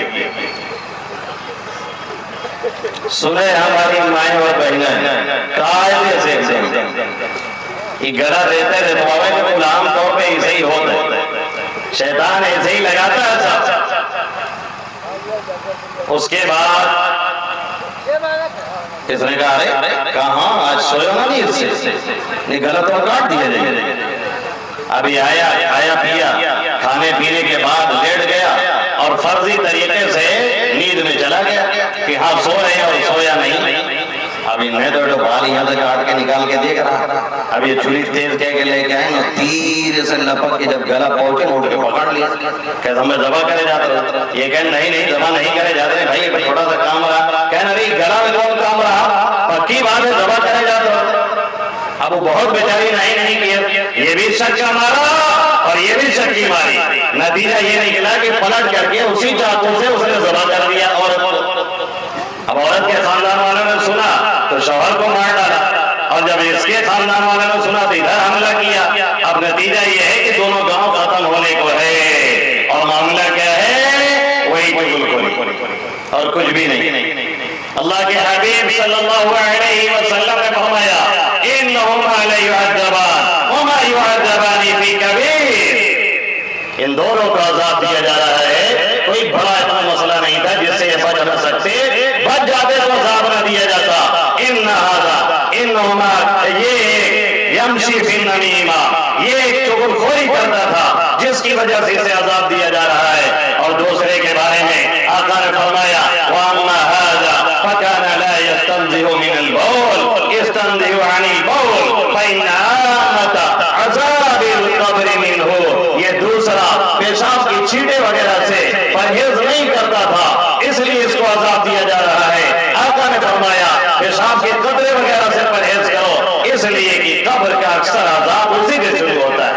ہمارے نوجوانوں کو یہ بہت بڑی بیماری لگی ہے، نماز نہیں پڑھتے، تلاوت نہیں کرتے، ادھر ادھر کھڑے ہو کر کے پیشاب کر لیا، عام طور پہ یہ ناپاک رہتے ہیں، کبھی بلاؤ بھی تو کہتے ہیں مولانا صاف نہیں، پاک نہیں، اس لیے مسجد میں کیسے آئے؟ پیارے یہ کوئی اچھی علامت نہیں، یہ کوئی نیک طریقہ نہیں، یہ کوئی درست رویہ نہیں، یہ ہمارا اور آپ کا طریقہ نہیں، یہ غیروں کا طریقہ تھا، ہم نے اور آپ نے یہ کس سے سیکھا اور یہ طریقہ کہاں سے پایا؟ اللہ کے حبیب صلی اللہ علیہ وسلم تو فرما رہے ہیں اما هذا فكان يمشي بالنميمة واما هذا فكان لا يستتر من البول، یہ شخص پیشاب کی چیڑوں سے احتیاط نہیں کرتا تھا، اس لیے اسے عذاب دیا جا رہا ہے۔ اور آقا نے یہاں تک فرما دیا کہ اس سے بچو، اس لیے کہ قبر کا عذاب عموماً اسی سے شروع کیا جاتا ہے۔ نہ ہمیں فکر ہے، نہ ہماری نسلوں کو فکر ہے، نہ ہمیں یہ فکر ہے کہ ہم انہیں سنوار دیں، نہ یہ فکر ہے کہ انہیں سنوارنے کی کوشش کریں، نہ یہ فکر ہے انہیں بتانے کی کوشش کریں، نہ خود کریں نہ انہیں سنواریں۔ تو آخر ہماری قبروں میں کون ہے جو ہمیں کچھ پہنچائے گا؟ اور قبر میں جانے کے بعد تو مردے کی حالت کیا ہوتی ہے؟ آقا مدنی صلی اللہ علیہ وسلم نے فرمایا ہر جانے والا ایثار ثواب کا ایسے ہی منتظر رہتا ہے جیسے تیر مجدار میں اور دریا میں پھنسا ہوا اور بھور میں گرا ہوا انسان تنکے کا سہارا ڈھونڈتا ہے، ایسے ہی جانے والا اس بات کا منتظر رہتا ہے کوئی کچھ پڑھ کے بھیجے، کوئی ہمارے نام پہ صدقہ کرے، کوئی ہمارے نام پہ خیرات کرے، کوئی سورے پڑھ دے، پڑھ کر کے ہمارے لیے ایثار ثواب کر دے تو ہمارا کام بن جائے۔ ایک صاحب نے خواب میں دیکھا کچھ لوگوں کو بڑی تیزی سے بیٹھ کر کے مردے کچھ چیزیں چن رہے ہیں بڑی تیزی سے، اور ایک مردہ ہے بڑی خاموشی سے بڑی مایوسی کے ساتھ بیٹھا ہوا ہے۔ صبح جو اس کی تعبیر پوچھی کسی پڑھے لکھے کسی مولانا سے، ہر ایک سے نہیں پوچھنی چاہیے، تو انہوں نے کہا اس کی تعبیر یہ ہے جو اور لوگ چن رہے تھے ان کے گھر والے نیک ہیں، پڑھتے ہیں، ایصال ثواب کرتے ہیں، یہاں سے صدقہ و خیرات کرتے ہیں، لوگ خوشی میں چن رہے ہیں، اٹھا رہے ہیں، اور جو مایوس بیٹھا تھا اس کا کوئی پڑھنے لکھنے والا نہیں، کوئی اسے ایصال ثواب کرنے والا نہیں ہے۔ تو اسی کی تیاری کا حکم دیا اللہ کے حبیب صلی اللہ علیہ وسلم نے اس حدیث میں، اور فرمایا اذا مات الانسان انقطع عمله الا من ثلاثة، انسان جیسے ہی مرتا ہے اس کے اعمال کو لپیٹ کر کے رکھ دیا جاتا ہے۔ اب محتاج ہی محتاج ہے، کوئی چاہے ادھر کروٹ دے، کوئی چاہے ادھر کروٹ دے، کوئی چاہے غسل دے، کوئی چاہے غسل نہ دے، کوئی چاہے گڈھے میں ڈالے، کوئی چاہے قبر میں لٹائے، کوئی چاہے مٹی ڈالے، کوئی چاہے مٹی نہ ڈالے، کچھ کر سکنے والا نہیں۔ ایک لاشے بے جان ہے، انقطع عملو الا من ثلاثہ، ہاں تین چیزیں ایسی ہیں جو اسے کام آنے والی ہیں، تین چیزیں ایسی ہیں جو اسے سپورٹ کرنے والی ہیں، تین چیزیں ایسی ہیں جو اسے قبر میں ساتھ دیں گی، اسے حشر میں ساتھ دیں گی، تین چیزیں ایسی ہیں اگر وہ کیے ہوئے ہے، اگر اس کا خیال کیے ہوئے ہے، اگر اس نے ان چیزوں کو اپنایا اور بنایا ہے تو اس کا نتیجہ یہ نکلے گا کہ دنیا سے وہ تو چلا جائے گا لیکن اس کے قبر میں اور حشر تک وہ چیزیں اسے کام آتی رہیں گی، الا من ثلاثہ، سوائے تین چیزوں کے، علم ينتفع به، ایک علم ہے جس سے فائدہ اٹھایا جائے، کوئی علمی ورثہ چھوڑ کر کے چلا گیا، کوئی دینی کتاب لکھ دی، کوئی مدرسہ قائم کیا، کوئی مکتب قائم کیا، کسی مکتب میں لگا، کسی مکتب کو لگایا، کسی طالب علم کو پڑھایا، اس نے دوسرے کو پڑھایا، اس نے تیسرے کو پڑھایا، اس نے چوتھے کو پڑھایا، کسی کو نماز سکھائی، اس نے دوسرے کو سکھائی، اس نے تیسرے کو سکھائی، اس نے چوتھے کو سکھائی، یہ تو چلا گیا ہے، قبر میں لیٹا ہوا ہے، لیکن اس کے بعد نسلاً بعد نسلیں، آنے والی نسلیں اس سے سیکھ رہی ہیں، اس کے شاگرد سے، پھر شاگردوں کے شاگردوں سے، پھر شاگردوں کے شاگردوں کے شاگردوں سے، 100 سال نہیں کئی 100 سال یہ واسطہ چلتا رہے گا اور اللہ رب العزت اسے نیکیاں پہنچاتا رہے گا۔ علم ينتفع به، کوئی دینی کتاب لکھا ہے، کوئی درود پہ لکھا، اللہ کے حبیب صلی اللہ علیہ وسلم کی سیرت پہ لکھا، قرآن آیت پہ کوئی ترجمہ کیا، کوئی تشریح کی، کوئی ایکسپلین کیا، کوئی اس طرح کا دینی کارنامہ انجام دے کر کے گیا، آقا مدنی صلی اللہ علیہ وسلم نے فرمایا کل قیامت میں اسے یہ اجر و ثواب پہنچتا رہے گا، وہ قبر میں پڑا ہے، یہاں سے ثواب جا رہا ہے، لوگ نہ چاہیں، لوگ اس کا نام نہ لیں، لوگ اسے یاد نہ کریں، لوگ کہیں نہ کہ ہمارے استاذ کو یہ پہنچے، پھر بھی چونکہ ہم نے پڑھایا ہے دین، چونکہ ہم نے سکھایا ہے دین، چونکہ ہم نے قائم کیا ہے دینی ادارہ، چونکہ ہم نے قائم کیا ہے دینی مکتب، چونکہ ہم نے دینی مکتب میں تعاون کیا ہے، چونکہ ہم نے کسی کو حافظ بنایا ہے، چونکہ ہم نے کسی کو مولوی بنایا ہے، چونکہ ہم نے کسی کو کلمہ سکھایا ہے، اب وہ دوسرے کو سکھائے، اب وہ تیسرے کو سکھائے، اب وہ چوتھے کو سکھائے، کوئی ہمیں یاد بھی نہیں کرے گا، پھر بھی وہ ثواب ہمیں پہنچتا رہے گا، سب کا ملا کر کے پہلے شخص کو دیا جائے گا اور کسی کے ثواب میں سے اللہ کے حبیب صلی اللہ علیہ وسلم نے فرمایا کوئی بھی کمی نہیں کی جائے گی، لا ينقص من اجورہم شیء، کسی کے ثواب میں سے ذرہ برابر کمی نہیں کی جائے گی، ایک بھی اگر علمی ورثہ چھوڑ کر کے گیا ہے قیامت کی صبح تک انشاءاللہ تعالی اسے ثواب ملتا اور پہنچتا رہے گا۔ اذا مات الانسان انقطع عمله الا من ثلاثہ، جب انسان مرتا ہے نام اعمال اس کا سب بند کر دیا جاتا ہے سوائے تین چیزوں کے، علمی ينتفع به، ایک علمی کارنامہ جس سے فائدہ اٹھایا جائے، ایک دینی کارنامہ جس سے فائدہ اٹھایا جائے، ایک دینی کوئی بنیاد جس سے آگے سلسلہ چلے، اس کا نتیجہ اسے ملتا رہتا ہے، اس کا ثمر اور اس کا پھل اسے ہمیشہ حاصل ہوتا رہتا ہے، خواہ اس کا نام لیا جائے یا نہ لیا جائے، خواہ اس کا تذکرہ کیا جائے یا نہ کیا جائے، خواہ اسے کبھی یاد کیا جائے یا نہ کیا جائے، خواہ بورڈ سے اس کا نام ہٹا دیا جائے اور اس کے نام کو مٹا دیا جائے اور یہ ہٹا دیا جائے کہ کس نے یہ کام کیا تھا، کس نے شروع کیا تھا، کس نے مکتب کی بنیاد ڈالی تھی، وہ نام بھی اگر تم مٹا دو گے تو بھی رب کریم کی تختی سے وہ مٹنے والا نہیں ہے، وہ ثواب پہنچ کر کے رہے گا۔ علمی ينتفع به، اس کے لیے ضروری ہے کوئی مکتب، اس کے لیے ضروری ہے کوئی مدرسہ، اس کے لیے ضروری ہے کوئی دینی ادارہ، اس کے لیے ضروری ہے کوئی دینی ماحول، اس کے لیے ضروری ہے کوئی چہار دیواری جہاں پہ اللہ اللہ سکھایا جائے، جہاں پہ اللہ اللہ بتایا جائے، جہاں پہ عقیدہ آخرت کی حفاظت کی جائے، جہاں پہ لا الہ الا اللہ محمد الرسول اللہ سکھایا اور پڑھایا جائے، جہاں پہ یہ بتایا جائے اللہ کون ہے، محمد عربی صلی اللہ علیہ وسلم کون ہے، جہاں پہ یہ بتایا جائے آقا کہاں تشریف لائے، جہاں پہ یہ بتایا جائے آقا کی آمد کس لیے ہوئی، جہاں پہ یہ بتایا جائے آقا مکہ کتنے سالوں تک رہے، جہاں پہ یہ بتایا جائے آقا مدینہ میں کتنے سالوں تک رہے، جہاں پہ یہ بتایا جائے آقا کا مشن کیا تھا، جہاں پہ یہ بتایا جائے آقا کا طریقہ طریق کیا تھا جہاں پہ یہ بتایا جائے، آقا کا انداز کیا تھا جہاں پہ یہ سکھایا جائے، آقا کا اخلاق کیا تھا جہاں پہ یہ بتایا جائے، آقا کی گفتار کیسی تھی جہاں پہ یہ بتایا جائے، آقا کا کردار کیسا تھا جہاں پہ یہ بتایا جائے۔ 23 سال کی مختصر سی مدت میں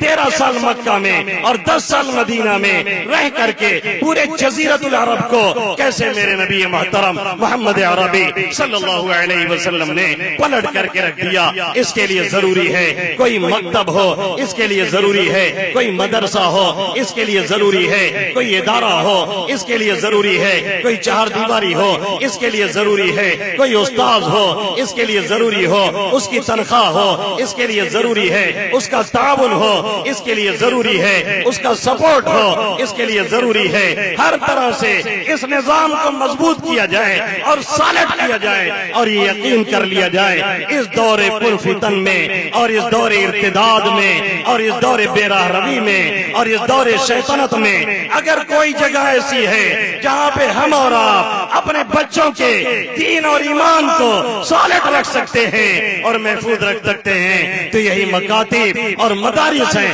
دوسری کوئی جگہ نہیں ہے۔ میں اگر قسم کھا جاؤں تو بھی میری قسم ٹوٹے گی نہیں، اور ان مدرسے کا، ان مساجد کا، ان مکاتب کا، اس چہار دیواری کا اگر کہیں رشتہ ملتا ہے تو جا کر کے محمد عربی صلی اللہ علیہ وسلم میں وہاں سے ملتا ہے۔ جب آقا ارقم ابن ارقم نے جن کی عمر صرف 16 سال تھی اپنے گھر کو، اپنے کمرے کو وقف کر دیا تھا تعلیم کے لیے، تعلم کے لیے، جہاں سکھایا جاتا، جہاں پڑھایا جاتا، میرا نبی خفیہ طور سے حاضر ہوتا، صحابہ کرام وہاں پہ حاضر ہوتے، اس بند کمرے میں علم دین سیکھا اور سکھایا جاتا اور وہاں سے چل کر کے ہمارے اور آپ تک پہنچا۔ یہ ہے وہ علم دین جس کے بارے میں اس حدیث میں میرا نبی کہہ رہا ہے علمی ينتفع به، ایک علم ہے جس سے فائدہ اٹھایا جائے، اور دوسرے کہا اولد صالح، بیچ میں دوسرا جملہ ہے میں اس کی تشریح آخر میں کرنا چاہوں گا۔ تیسرا جملہ ہے اللہ کے حبیب صلی اللہ علیہ وسلم نے فرمایا اولد صالح يدعو له، یا نیک بچہ ہو جو اس کے لیے دعائے خیر کرتا رہے، وہ چلا جائے، بچہ ہاتھ اٹھائے کہے میرے ربا ابا چلے گئے ہیں، تو انہیں معاف کر دے، تو ان کے قبر کو نور سے بھر دے، تو ان کے درجات کو بلند فرما دے، تو ان کا حساب کتاب آسان فرما دے، تو ان کے قبر کو جنت کے باغوں میں سے ایک باغیچہ بنا دے۔ ہر نماز میں وہ ہاتھ اٹھا کے کہے رب ارحمہما کما ربیانی صغیرا، اے میرے مولا میرے والدین پہ، میرے ماں باپ پہ، میرے اماں ابا پہ ایسے ہی رحم فرما جیسے بچپن میں انہوں نے مجھے پالا، انہوں نے مجھے پوسا، انہوں نے میری دیکھ ریکھ کی، انہوں نے میری تربیت کی، انہوں نے میرا خیال کیا، انہوں نے میرے سکھایا، انہوں نے مجھے پڑھایا، انہوں نے مجھے بڑا کیا، انہوں نے اپنی چھاتی سے لگا کر کے پوری پوری رات ٹھنڈک کی راتوں میں مجھے گلیرے سے لگا کر کے میری ماں نے مجھے سردی سے بچایا، خود گیلے بستر پہ پوری پوری رات گزار دیا اس نے، لیکن مجھے گرم بستر میں رکھا، پھلیا میں لپیٹ کر کے رکھا۔ اے میرے مولا یہ تھی میری ماں جس نے پوری پوری رات جاگ کر کے میرے لیے گزاری۔ اے میرے مولا یہ تھا میرا باپ جو کبھی آفس کے دھکے میرے لیے کھا رہا تھا، کبھی دکاندار کی گالیاں سن رہا تھا، کبھی میرے لیے دوڑتے دوڑتے اس نے چپل تک توڑ دیا۔ اے میرے ربا یہ دونوں جا چکے ہیں، اب تیرے حوالے ہیں، رب ارحمہما کما ربیانی صغیرا، اے میرے مولا ان دونوں پہ ایسے ہی رحم فرما، ایسے ہی کرم کر جیسے دونوں نے میری تعلیم کی، میری تربیت کی، میری پرورش کی، میری دیکھ ریکھ کی۔ یہ جب ہی ممکن ہے جب ان کو دین پڑھایا جائے، یہ جب ہی ممکن ہے جب ان کو دین سکھایا جائے،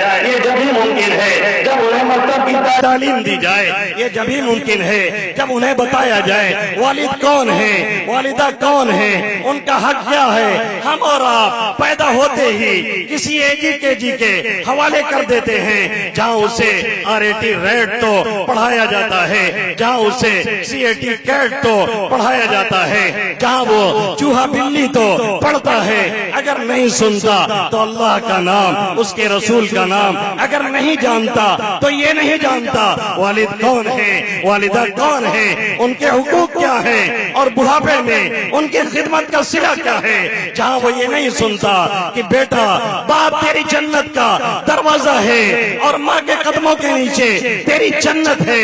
ایک نگاہ اگر تم مسکرا کے اچھی نگاہ اپنے باپ یا ماں پہ ڈالے گا تجھے ایک حج اور ایک عمرہ کا ثواب ملے گا۔ صحابی رسول نے پوچھا اے اللہ کے حبیب صلی اللہ علیہ وسلم اگر دن میں ہزاروں بار نگاہ ڈالے تو بھی ثواب ملے گا؟ آقا نے فرمایا ہر مرتبہ حج اور عمرے کا ثواب ملتا رہے گا۔ لوگ کہتے ہیں حج بہت مہنگا ہو گیا، لوگ کہتے ہیں پیسے نہیں ہیں، کہاں سے حج کریں، کہاں سے عمرہ کریں؟ کیا باپ کے چہرے کا دیدار بھی مہنگا ہو گیا؟ کیا ماں کے چہرے کا دیدار بھی مہنگا ہو گیا؟ نوجوانوں تمہیں شرم نہیں آتی؟ کیوں نہیں چلو بھر پانی میں ڈوب مرتے ہو؟ تمہاری کوئی گرل فرینڈ، تمہاری کوئی نازنین، تمہاری کوئی معشوقہ، تمہاری کوئی محبوبہ تم سے روٹ جاتی ہے، رات رات بھر روتے ہو، بلک بلک کے میسج کرتے ہو، اسے منانا چاہتے ہو، لیکن کیا کبھی تم نے اپنی ماں کو منانے کی کوشش کی؟ کیا کبھی تم نے اپنے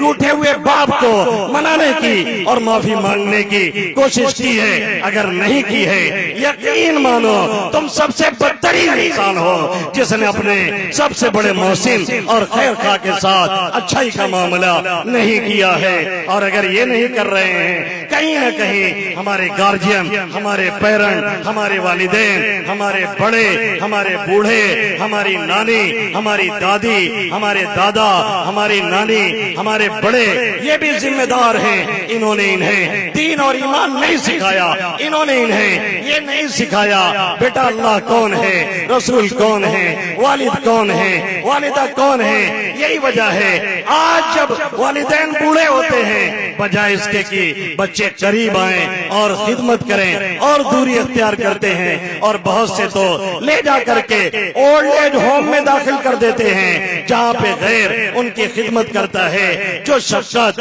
جو پیار، جو لاڈ، جو محبت، جو لگاؤ، جو احترام، جو اکرام اپنے چہتوں میں ہوگا، اپنے خون کے رشتوں میں ہوگا، وہ اولڈ ایج ہوم میں کبھی بھی نہیں مل سکتا ہے۔ وہاں پہ دانا مل سکتا ہے، وہاں پہ پانی مل سکتا ہے، وہاں پہ کھانا مل سکتا ہے، لیکن اپنوں کا پیار اور محبت نہیں مل سکتا۔ اور اس کی وجہ یہ ہے کہ ہمارے بڑوں نے ان کے دین کا جیسا خیال کرنا چاہیے ایسا خیال نہیں کیا ہے۔ میں یہ نہیں کہتا آپ ڈاکٹر مت بنائیے، میں نہیں کہتا آپ انجینئر مت بنائیے، میں نہیں کہتا آپ پائلٹ مت بنائیے، میں نہیں کہتا آپ سول انجینئر مت بنائیے، میں نہیں کہتا آپ ایڈوکیٹ مت بنائیے، لیکن بنائیے حافظ ایڈوکیٹ، بنائیے نمازی پائلٹ، بنائیے نمازی انجینئر، بنائیے نمازی پائلٹ، بنائیے نمازی ڈاکٹر، بنائیے دیندار ڈاکٹر۔ یہ کر کے اسے دنیا میں پروان چڑھائیے تاکہ وہ کہیں رہے، آپ کے لیے دعا گو رہے، اور جب آپ دنیا سے جائیں تو جا کر کے کہے رب ارحمہما کما ربیانی صغیرا،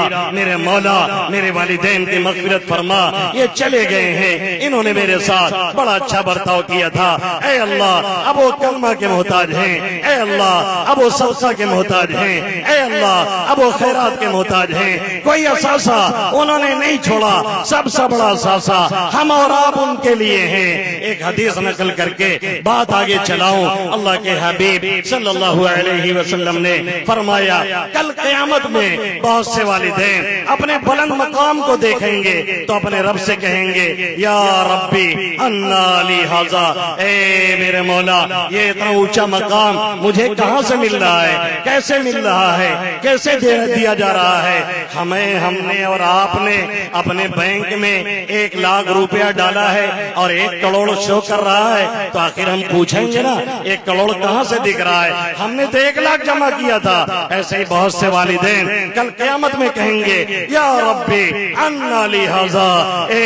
میرے مولا یہ اتنا اونچا مقام مجھے کہاں سے مل رہا ہے؟ یہ فلیٹ، یہ محل، یہ بلڈنگیں مجھے کیسے دی جا رہی ہیں؟ رب کیا کہے گا ھذا باستغفاری ولدک لکا، تم چلے آئے تھے، تمہارا بیٹا، تمہارا پوتا، تمہارا ناتی، تمہارا نواسا، تمہاری نتنی، تمہاری پوتی، تمہاری بھتیجی، تمہاری بھانجی، جس کو تم نے دین اور اور ایمان سکھایا تھا، جس کو تم نے کلمہ اور درود سکھایا تھا، وہ تمہارے آنے کے بعد دعا کر رہے تھے، استغفار تمہارے لیے کر رہے تھے۔ ان کی دعاؤں کے نتیجے میں یہ تمہیں بلند مقام دیا جا رہا ہے۔ اول دن صالح یدعو له، یا نیک بیٹا کوئی چھوڑ کے جائے، نیک بیٹی کوئی چھوڑ کے جائے جو اس کے لیے دعا کرے۔ ولد صالح، نیک بیٹا، اس کا مطلب یہ نہیں کہ اگر نالائق بیٹا یا برا بیٹا دعا کرے گا تو دعا نہیں سنی جائے گی، اس کی بھی سنی جائے گی، چونکہ عام طور پہ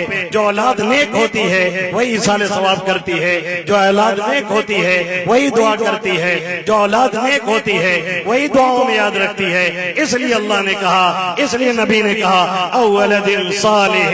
اس کا مطلب ہرگز یہ نہیں کہ اگر نکمی اولاد دعا کرے تو دعا نہ قبول ہو، ایسا بالکل نہیں ہے۔ کوئی بھی مانگے گا انشاءاللہ تعالی اس کی دعا ابا کے حق میں، اماں کے حق میں قبول کی جائے گی۔ یہ کلمہ، یہ درود اور یہ چیزیں اگر کہیں ہوتی ہیں، کہیں سکھائی جاتی ہیں، کہیں پڑھائی جاتی ہیں، کہیں بتائی جاتی ہیں، کہیں یہ بتایا جاتا ہے ابا کون ہے، اماں کون ہے، ان کا حق کیا ہے، اگر ان کے ساتھ تواضع سے، عاجزی سے، احترام سے پیش آؤ گے تمہیں دنیا بھی ملے گی، آخرت بھی ملے گی۔ یہ کہیں بتایا اور سکھایا جاتا ہے تو یہی مکتب ہے، یہی مدرسہ ہے، یہی مولوی صاحب ہیں جس کو ہم اور آپ 2-4 ہزار کا مہنگا انسان سمجھتے ہیں، وہی ہماری اولاد کو ہیرا بنا کر کے ہمیں اور آپ کو دیتا ہے۔ ہمیں اس کی قدر نہیں، ہمیں مکتب کی قدر نہیں، ہمیں مدرسے کی قدر نہیں۔ اگر اسکول میں، اگر کانوینٹ میں، اگر کالج میں ہمیں معلوم ہو جائے کہ بلاತ್کار ہو رہا ہے، پھر بھی ہم لوگ بند کرنے کی بات کبھی نہیں کرتے ہیں، چندہ دینا کبھی نہیں چھوڑتے ہیں۔ لیکن اگر مکتب کے بارے میں ہمیں تھوڑا سا یہ معلوم ہو جائے کہ وہاں کچھ گڑبڑ ہو گیا ہے، فوراً کہیں گے بند کروا دیا جائے۔ غیروں سے پہلے اپنے چیخنے لگتے ہیں۔ کیا زمانے میں پنپنے کی یہی باتیں ہیں؟ وہ مکتب ہمارا ہے، مولانا ہمارے ہیں، بچے ہمارے ہیں، فکر ہمیں کرنی ہے۔ اگر کوئی رکھنا، کوئی خرابی نظر آئے، مل بیٹھ کر کے اسے دور کیجئے۔ آپ اس مکتب کی اہمیت کو نہ سمجھتے ہو، لیکن امریکہ چاچا، انگلینڈ والے اس کو سمجھ رہے ہیں، اس کو ختم کرنے کی دن رات کوشش میں لگے ہیں۔ کیونکہ اگر مکتب ہے اور مدرسہ ہے تو ہم ہیں، ہمارا نظام ہے، ہم ہیں، ہمارا کلمہ ہے، ہم ہیں، ہماری توحید ہے، ہم ہیں، ہمارے امام ہیں، ہم ہیں، ہماری مساجد ہے، ہم ہیں، ہمارا دینی تشخص ہے۔ یہاں بیٹھے ہوئے لوگ بتائیں یہ انڈیا کیا اسلامی ملک ہے؟ یا آپ کہیں گزرتے ہیں تو بڑا بڑا بینر کہیں لکھا ہوا دیکھا ہوا آپ نے دیکھا ہے جس پہ کلمہ ہو، جس پہ درود ہو، جس پہ کلمہ لکھا ہو؟ ایسا کہیں کچھ بھی نہیں ہے۔ پھر بھی جتنا دینی مزاج اور ٹھیڑ مزاج میں نے ہندوستان میں دیکھا، نہ سعودی میں نظر آیا، نہ دبئی میں نظر آیا، نہ کسی اور ملک میں نظر آیا۔ اس کی وجہ کیا ہے؟ کبھی آپ نے غور کیا؟ اس کی وجہ یہی ہمارا مکتب ہے، یہی ہمارے مدرسے ہیں، جس پہ معمولی تنخواہ پہ بیٹھ کر کے بیچارے اپنی جانوں کا نذرانہ پیش کر کے ہماری اولاد کو بنا کر کے کھڑا کرتے ہیں۔ اور اس کی قدر اور وقت تب معلوم ہوتی ہے جب آنکھیں بند ہو جاتی ہیں اور انسان دنیا سے چلا جاتا ہے، تب اہمیت سمجھ میں آتی ہے۔ کاش کی اس سے پہلے ہی اہمیت سمجھ میں آ جائے تو بڑی بات رہے۔ تیسری بات آقا مدنی صلی اللہ علیہ وسلم نے کہی او صدقۃ جاریہ، یا صدقہ کر جائے جس کا ثواب جاری ہو، صدقہ دے دے، کسی مسجد میں صدقہ دے دے، کسی مدرسے میں صدقہ دے دے، کسی مکتب میں صدقہ دے دے، کسی پانی کی ٹنکی میں صدقہ دے دے، کہیں پیپ لگوا دے صدقہ کرے، کہیں کنواں کھودوا دے صدقہ کرے، کہیں راستہ بنوا دے صدقہ کرے، کہیں نالی نکلوا دے۔ جو ایسا کام ہے جو دیر پا ہو، اس میں اگر 5 روپے کا بھی شیئر لگ گیا، یقین مانیے جب تک وہ مسجد رہے گی، جب تک مکتب رہے گا، آپ کا شیئر بازار وہ چلتا رہے گا، اس میں اضافہ اور بڑھوتری ہوتی رہے گی اور اس کا ثواب آپ کو پہنچتا رہے گا۔ اور یہ صدقہ کرنے کا ایک مزاج بنانا چاہیے، ایک معمول بنانا چاہیے۔ ہمارا اور آپ کا مزاج اور ہمارے لوگوں کا مزاج، ہماری ماں بہنوں کا مزاج یہ ہے، جب مصیبت آ جاتی ہے تب ہم اور آپ دوڑ کے صدقہ کرتے ہیں، جب ہمارے کسی کا ایکسیڈنٹ ہو جاتا ہے تب ہم 2 بکرا لے کر کے جلدی سے اس کو مدرسے میں اور مکتب میں بھیج دیتے ہیں، لے جاؤ اسے کھلاؤ۔ جب ایسے مصیبت میں بھیجیں گے تو کھانے والے کھا کر کے یہی دعا کریں گے پھر گرے تاکہ پھر بھیجے، ایسے موقع میں مت بھیجیں۔ یہ جان کا بدلہ جان ایک غلط طریقہ ہے، پیسہ دینا چاہیے، غلہ وغیرہ دینا چاہیے، جان کے بدلے جان والا نظریہ ٹھیک نہیں ہے۔ ایک غلطی تو یہ ہے، دوسرے یہ کہ اچھی حالتوں میں صدقہ ہونا چاہیے، تنخواہ بڑھ گئی صدقہ دیجئے، نوکری لگ گئی صدقہ دیجئے، بیٹا کما کے بھیج رہا ہے صدقہ دیجئے، کوئی اور اچھی حالت ہے صدقہ دیجئے، کہیں اور خوشخبری ہے صدقہ دیجئے، تاکہ کھانے والے دعا کریں اللہ آپ کو اور خوشی دے، اللہ آپ کو اور بڑھائے، اللہ آپ کو اور ترقی دے۔ یہ صدقہ جو 5-10 ہمارے جیب سے نکلتا ہے یہ الاٹ ہو جاتا ہے۔ اللہ کے حبیب صلی اللہ علیہ وسلم نے فرمایا واللہ ما نقصت صدقۃ من مال، اللہ کی قسم صدقے سے کبھی مال گھٹتا نہیں۔ اور ایک حدیث میں آقا نے فرمایا اگر صدقہ دو گے تمہارے قبر والوں سے عذاب اٹھا لیا جائے گا، حشر کی سختی تم سے ہٹا لی جائے گی۔ ایک حدیث میں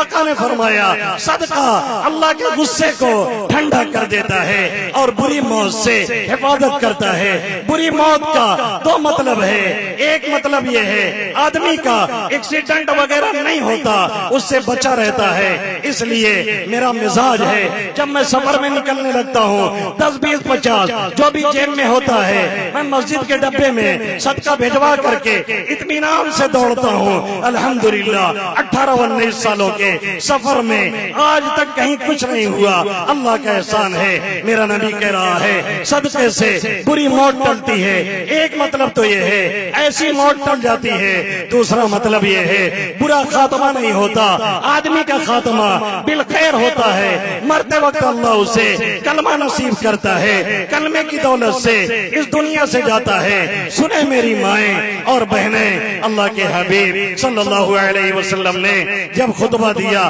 خطبے میں آپ نے فرمایا اے عورتوں صدقہ کرو، اس لیے کہ ہم نے تمہیں سب سے زیادہ جہنم میں دیکھا، مردوں کی بنسبت عورتیں زیادہ تھیں۔ اللہ کے حبیب صلی اللہ علیہ وسلم نے ان سے بچاؤ کے لیے عورتوں کو کوئی اور علاج وہاں پہ نہیں بتلایا، ایک علاج بتلایا، کیا کہا صدقہ دیجئے، صدقہ دیجئے، موت کو ٹالیے صدقہ دیجئے، مصیبت کو ٹالیے صدقہ دیجئے، بلا کو ٹالیے صدقہ دیجئے، بیماری کو ٹالیے صدقہ دیجئے، بلاؤں کو ٹالیے صدقہ دیجئے، عافیت سے رہیے صدقہ دیجئے، عذاب قبر دور کیجئے صدقہ کیجئے، حشر کے عذاب سے بچیے، خاموشی سے دیا ہوا صدقہ کل قیامت میں اللہ اپنے عرش کے سائے میں ایسے شخص کو بھی جگہ دے گا جس نے دائیں ہاتھ سے صدقہ کیا ہو اور بائیں ہاتھ کو پتہ نہ چلا ہو، ادھر سے نکالا ہو، خاموشی سے کسی کے حوالے کر دیا ہو، نیک نیتی کے ساتھ۔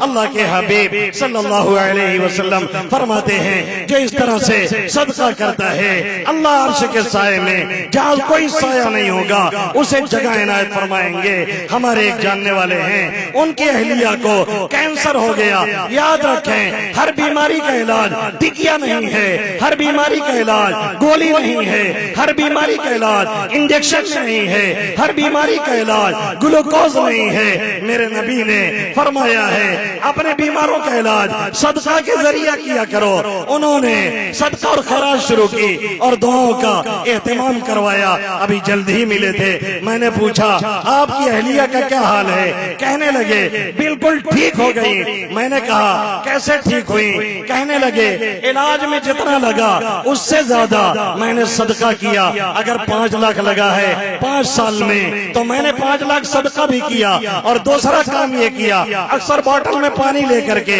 پہنچے رہتے، مولوی صاحب تنی پھونک دے، قاری اسماعیل صاحب کے یہاں جا رہے ہیں، بڑے حافظ جی استاد محترم حافظ نسیم صاحب اللہ ان کی قبر پہ کروڑوں رحمت نازل فرمائے، وہ بھی موجود تھے، ان سے بھی دعا کرایا۔ پھر دیوبند گئے، وہاں کے اساتذہ سے دعا کرایا۔ پھر سہارنپور گئے، شیخ الحدیث مولانا شیخ الحدیث مولانا یونس صاحب جو دادا جان مولانا عبدالحلیم صاحب نور اللہ مرقدہ کے شاگرد خاص تھے، ان سے بھی دعا کرایا۔ اللہ ان دونوں کی قبر پہ کروڑوں رحمت نازل نازل فرمائے، کہنے لگے یہی دو چیز ہے جس کے ذریعہ سے میں سمجھتا ہوں کہ میری بیوی کو اللہ نے پھر سے زندگی بخشی، صدقہ دیجئے، ان چیزوں سے امان پائیے۔ اس لیے جو بھی آپ کے بس میں ہو، جتنا بھی ہو سکے، میں نہیں کہتا بیلنس خالی کر دیجئے، میں یہ نہیں کہتا کہ آپ خاموشی سے بھاگ جائیے، جو بھی ہو نکال کے دے دیجئے، یہ نہ ہو کہ آج نہ دیں تو مرنے کے بعد تمنا کرنی پڑے کاش کی کچھ دے دیتے۔ اللہ کے حبیب صلی اللہ علیہ وسلم نے فرمایا آدھی کھجور بھی دے سکتے ہو تو دے دو، اس سے جہنم سے تمہارا بچاؤ ہو جائے گا۔ آج دیجئے، اپنی اولاد کو تیار کیجئے، تینوں باتوں کو یاد رکھیے۔ جب انسان مرتا ہے اس کا عمل، اس کا نام اعمال لپیٹ دیا جاتا ہے، سب کچھ بند کر دیا جاتا ہے، الا من ثلاثہ، تین چیزوں کا ثواب اسے ملتا رہتا ہے، علم ينتفع به، ایک علمی کارنامہ، دوسرے صدقۃ